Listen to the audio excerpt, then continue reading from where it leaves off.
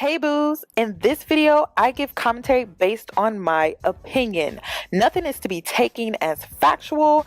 We are just here to have conversation. We don't expose and we don't sip tea on this channel. I'm giving you real talk straight, no chaser. Let's see if you can handle it.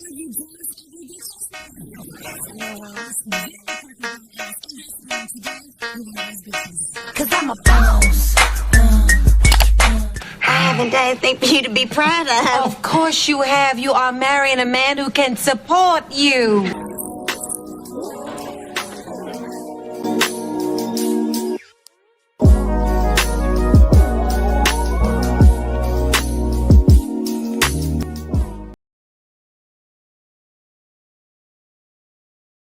Hi ladies, it's Yanni and I'm back with another video. In today's video, I wanted to talk about Shalom Blac. Over the weekend, she outed and accused popular hairstylist and makeup artist Anthony Cutts on TikTok. She is accusing him of SA back in 2017. Now, if you are unaware of whom Shalom Blac is, she is a YouTuber and content creator who creates content around beauty and lifestyle. At the age of 9, she was in an accident that left her with severe burns to her body. Her life changed forever after a kitchen accident. Now she makes videos that inspire people to love themselves. Now, if you don't know who Anthony Cutts is, he is known for his transformations on social media with hair and with makeup. He is a hairstylist out of Las Vegas. He's also known for hair tours. He's known for hair expos. He's known for also selling his own hairline. It's called the Anthony Effect. He's been around for a while, and so this is shocking for a lot of people on social media, especially Black women, because we have supported him for years. Quick trigger warning on this video. It is on the topic of essays, so if that is something that triggers you, please go ahead and skip over it. But if not, here we go. So a few days ago, I was scrolling through TikTok and I came across this video from Daniel speaking on how amazing Anthony Cutts is and all the fantastic hairstyles that he has done so many years ago and how they have been so great. And me seeing that video triggered the hell out of me. Okay, I have avoided seeing him on my feed for so long, and seeing him being praised really triggered me. So not only do I know him as this amazing hairstylist, but I also know him as a sexual assaulter because he sexually assaulted me in May of 2017 when I was 21 years old in Chicago in his hotel room. Even though it has been many years ago that this happened, I don't think I am fully ready to really speak on it.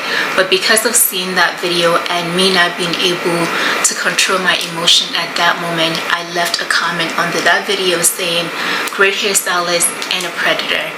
And I kind of just left it as that, and I see the comments of people basically saying that I'm lying, or why would I say something like that and not have any concrete follow-up back, like talking about what exactly happened. And I completely get that, especially in the world that we are in now with false accusation.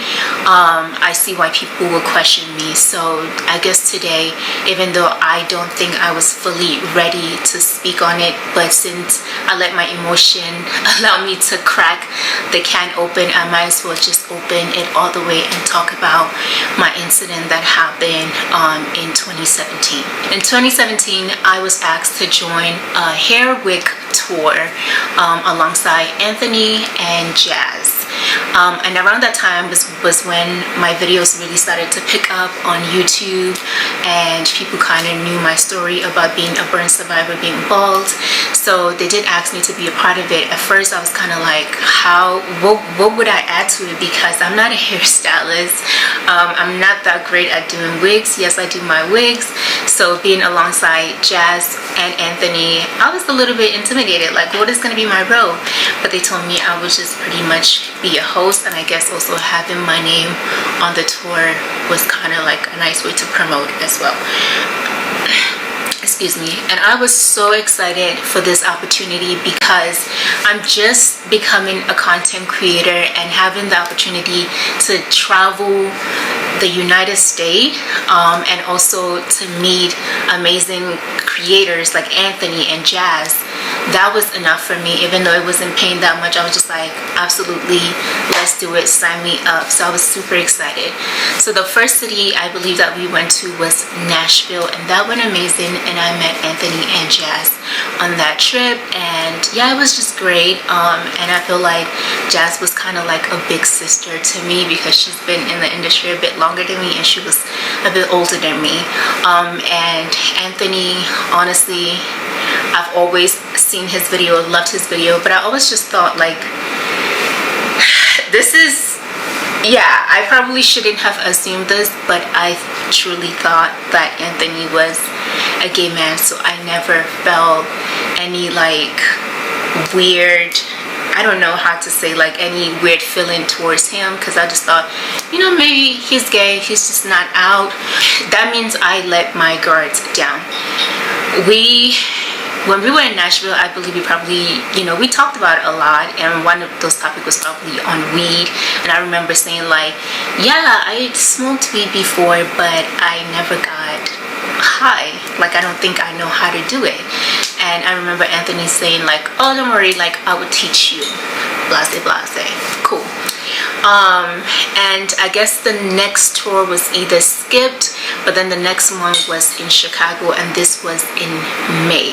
On this Chicago tour, Jazz did not stay in the hotel with us because she was actually based in Chicago, I believe, at that time, so she was home. And we did plan on going out the night that we came in. So this time I was sharing hotel room with the lady's daughter that is basically organizing the wig tour. And Anthony was like across our room.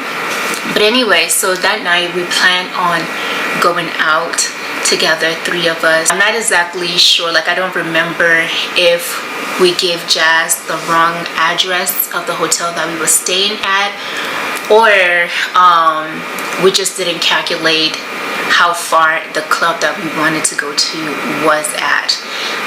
But it came down to us not going to the club.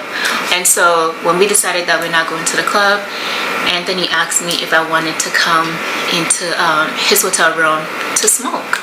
And I was like, yeah, of course. Again, I did not feel any sense of like threat from him that he could do anything to me, and this is a well-known person.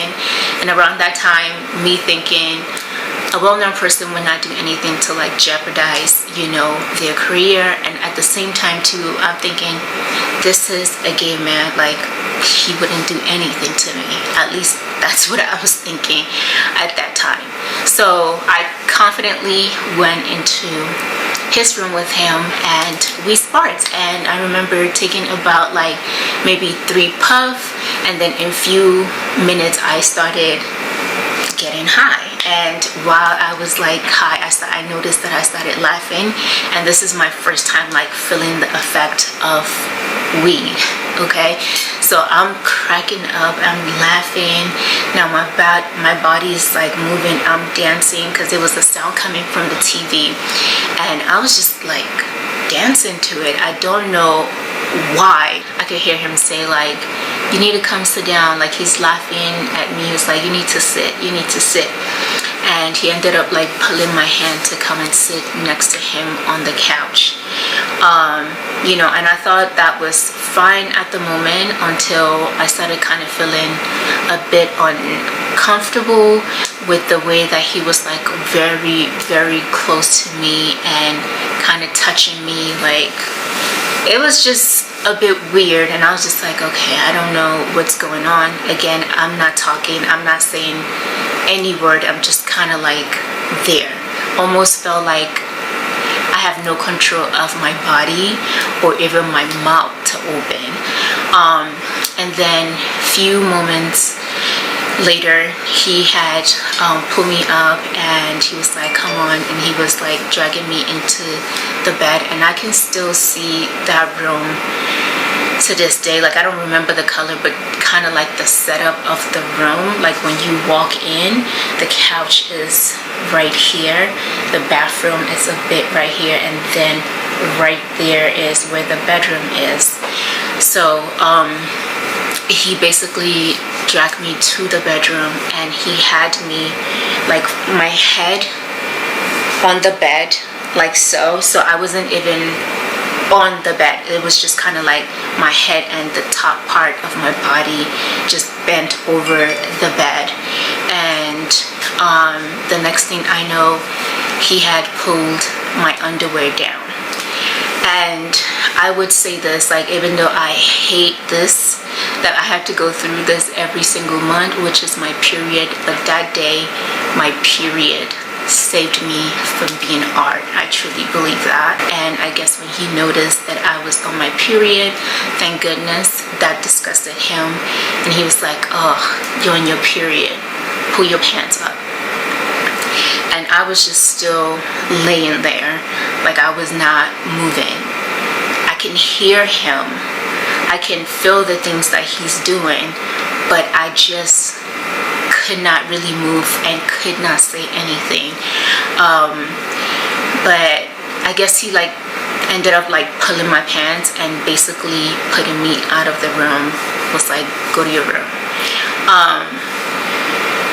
And so I remember like walking back into the room, and I went into the bathroom, and I just sat there like I'm trying to look at myself in the mirror again. I'm very dazed and confused about what just happened, but I kept telling myself, try to remember. Like, I knew that I was high, but I was like, try to remember what happened, try to remember what happened, because I don't know if I wake up the next day if I am going to remember that this happened to me.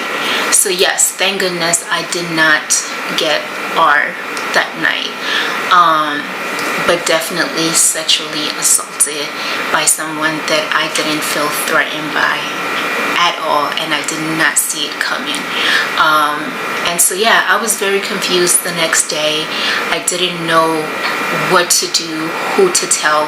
When we got to the class, I just could not even look at him in the face. I did not want to be in the same room. My body was literally shaking,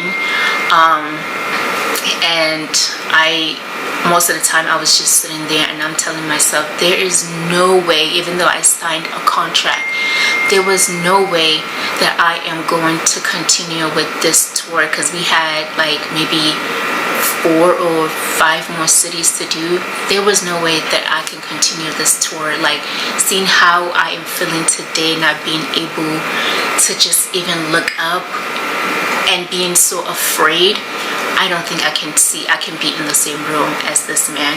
And I also didn't know like if I should report it, because I'm confused. Like, okay, yes, like he didn't arm me, even though I was sexually assaulted, but I also felt like I didn't fight back. I didn't say no, but I also didn't say yes. I couldn't consent to however way that I was being touched, filled on, and having my underwear pulled down. What case do I have? Like, you know, if I didn't say no, maybe to him that meant that I wanted that to happen to me. So I was very afraid, and I just didn't talk to him. And mind you, like in the other tour that we did, I was talking to Anthony fine, like everything was good, but that day was just absolutely different. I just could not. And when the class ended and the tour ended, I think I stayed after with the lady that was organizing the tour and her daughter, and they noticed that obviously that day, like, my energy was just not the same. And I ended up telling them, I was like, I don't think I can continue with this tour. This is going to be my last day of doing this. And the lady obviously went off on me, and her daughter went off on me, like, how could you do that? Like, there's no way you signed a contract. And I'm getting so heated at this moment, because I don't know if I should tell her what happened to me last night, but I also didn't know her enough, like, to feel safe to tell her that. So I think I got so pissed off, and I was just like, I'm not gonna do this to her. I got so pissed off to the point where I think me and her daughter almost got physical, and then out of nowhere I just broke down and started crying. So they were very confused about what was happening to me. Anyway, so the next day I ended up going back home again. After like May 20th or May 21st, I just never spoke to Anthony ever again. He never said a single word to me, and I never said anything back to him. But anyway, I got back home, and I guess the message got to Jazz that I would not be continuing the tour. So she had called me to like ask me like what happened, like why am I not continuing with the tour.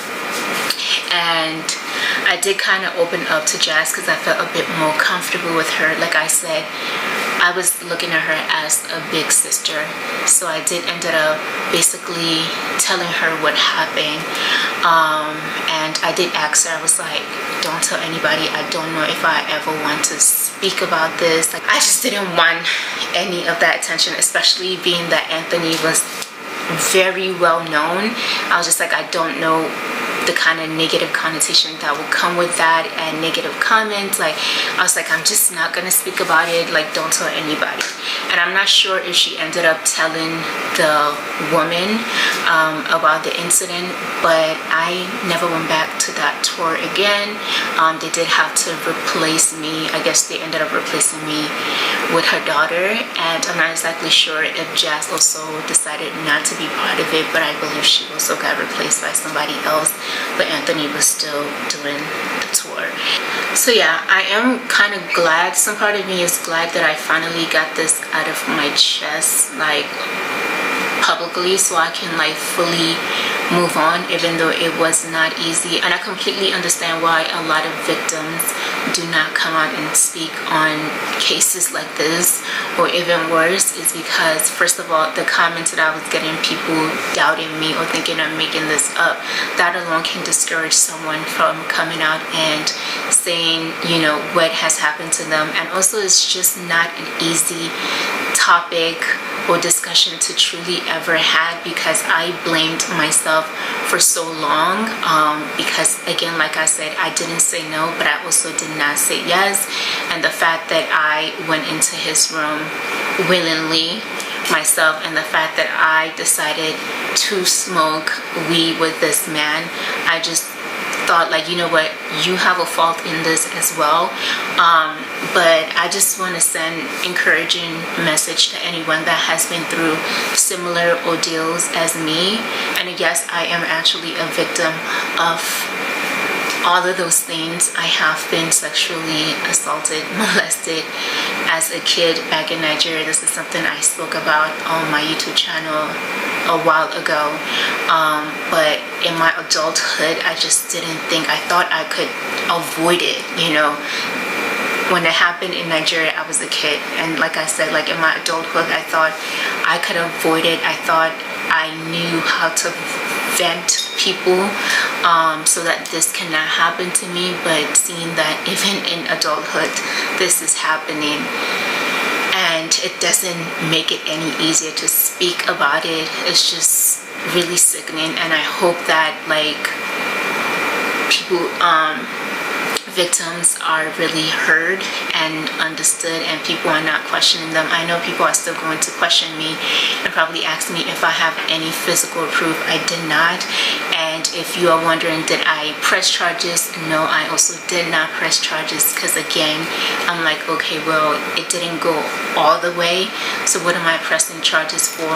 And half of me basically took the blame that it was my fault for it happening to me. After Shalom accused Anthony Cutts of SA in her 5-part series on TikTok, he started receiving backlash on social media, and so he decided to respond. I'm gonna have to warn you that it was hard understanding what this man was saying in this video. I added captions to help better understand what he was trying to say in this video, but it is hard to follow. Let's go ahead and take a look. Alright guys, what's up? Anthony Cutts here.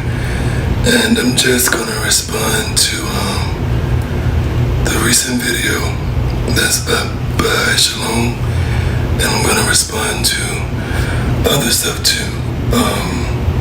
To be honest, I did not watch Shalom's video. I was already familiar with the story when she said it back in 2017. I'm gonna address the Shalom issue, and I'm gonna address other past incidents that I've been through also. This video might be choppy because I'm not sure how I'm gonna feel throughout, and I ain't trying to be the next Michael Jordan meme, but anyway, so let me just start with Shalom. Me and Shalom met on tour. We were on this tour.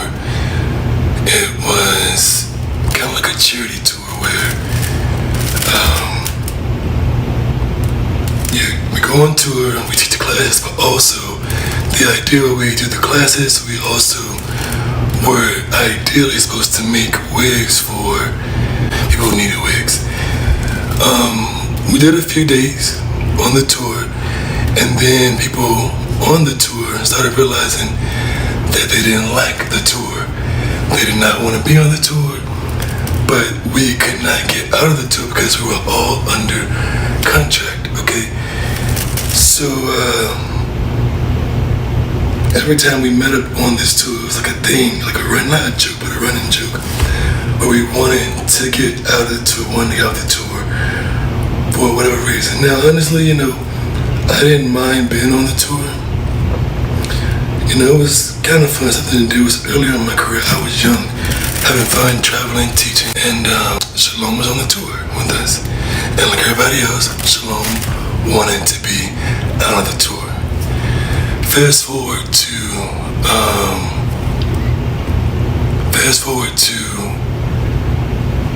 now, I'm not sure where we were, but I want to say we were in Chicago.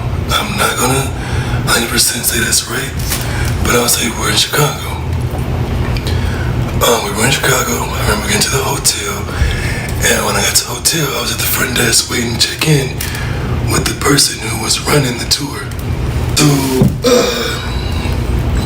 we're checking in the hotel, but I had a young lady meeting me there. She's from the airport, so she lived there, and the plan was for her to meet me there, So I went to the room, we were gonna kick it and whatnot.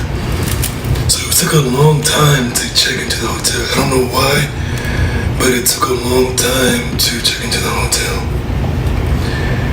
And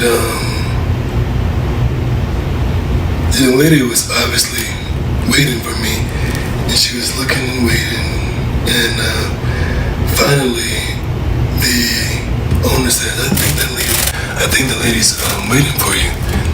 And I was like, oh yeah, she is. She's waiting for me. And then, she was like, Anthony, you should really think about not, basically inviting or having women come to my hotel room and whatnot, But I was young then. I was young. I was having fun, She said that, and I remember thinking, lady, you're not my mom. I'm grown, I was like, okay, respectfully, I was thinking about that. Did not think about it. So, me and the lady kick it, that night.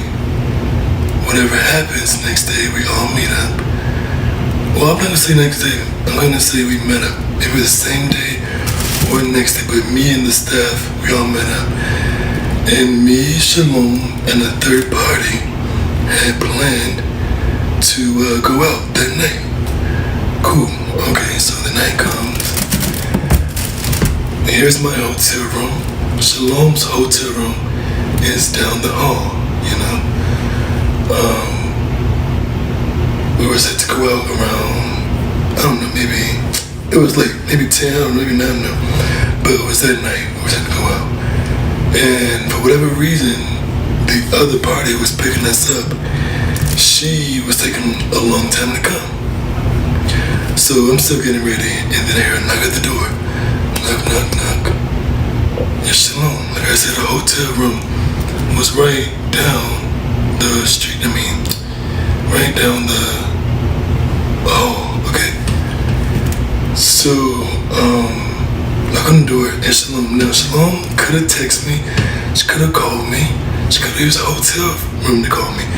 But, she came to my door. Knocked. I opened it.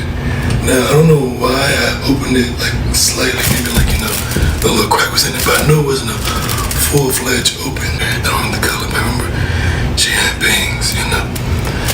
But anyway, she's like, so-and-so, you know, they went to the wrong hotel, so, and they don't feel like coming way over here, they're not gonna make it. And now here's the thing. I was gonna have a good night either way, because after I went out, I was gonna be meeting old girlfriend before, you know what I'm saying? So I was thinking, well, if I'm not going, then I'm still gonna be doing that night again, you know? So then I was like, okay, cool, no big deal. And she just standing there lingering, like, yeah. So I was like, well, do you wanna come in? I didn't grab her and pull her in. I didn't force her to come in. I asked her, do you want to come in? She came in. We sat on the chair, and Mary Jane was there. We both chilled with Mary Jane, joking, laughing, having a fantastic time. We were in a suite. It wasn't like a really big, massive suite. It was like one of those small hotels, you know, like the couch, and then next door is the bed. So we're sitting on the couch and we're kissing and whatnot, you know. We get up. I didn't jerk her by the collar. We get up, kissing and touching, go towards the bed. And let me say this. Shalom is a very attractive woman. Beautiful cheekbones, full lips. Brown, dark skin. I'm not a shallow person, so her, you know, burns didn't affect me, you know. Shalom is very beautiful. Checks all the boxes.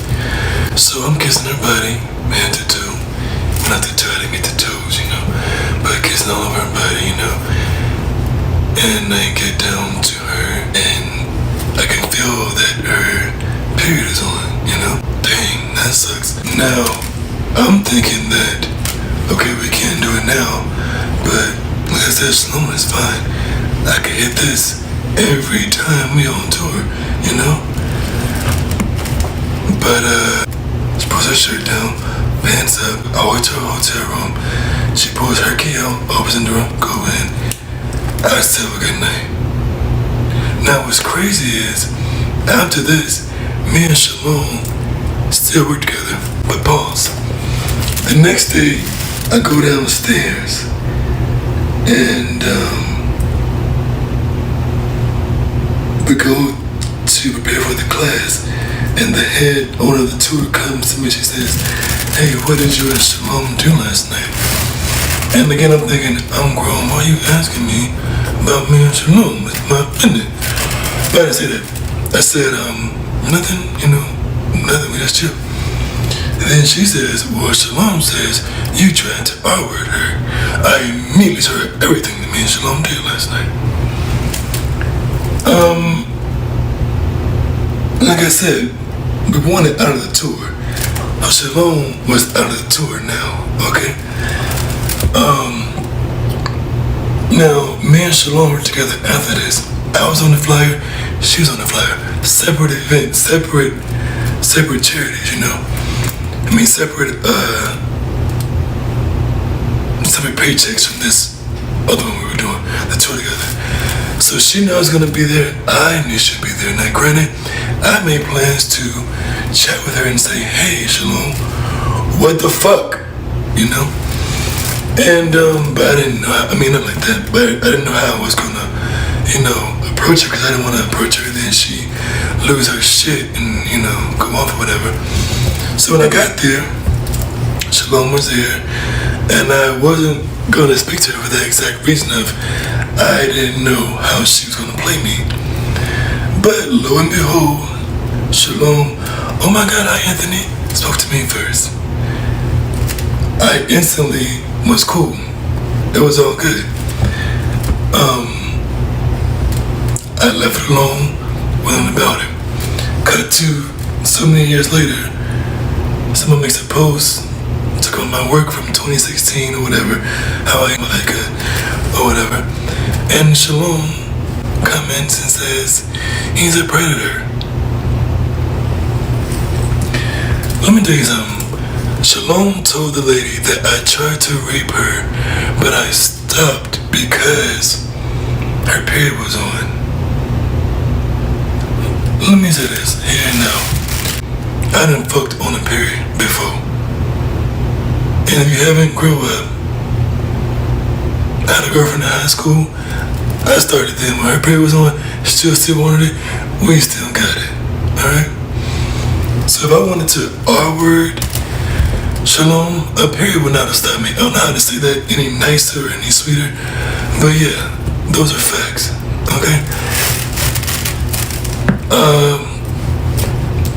That's all I can say about that. Now, I know a lot of you are wondering, Yanni, what is your opinion on this? Do you believe him? Well, before we get into that, I need to let it be known on my platform, when situations like this occur, it's hard to back up Black women who don't protect themselves. So I know Shalom was 21 years old when all of this took place. This was back in 2017. But when you out someone and you accuse someone of a serious crime like this, it's very hard to support you because you didn't take any legal action. And I understand that she explained why, but I'm just saying for a future reference, like if you want me to support you and to side with you, I need you to take this situation way more serious, like by pressing charges and moving forward with legal proceedings so that we can support you in the proper way. This now has turned into a he say, she say.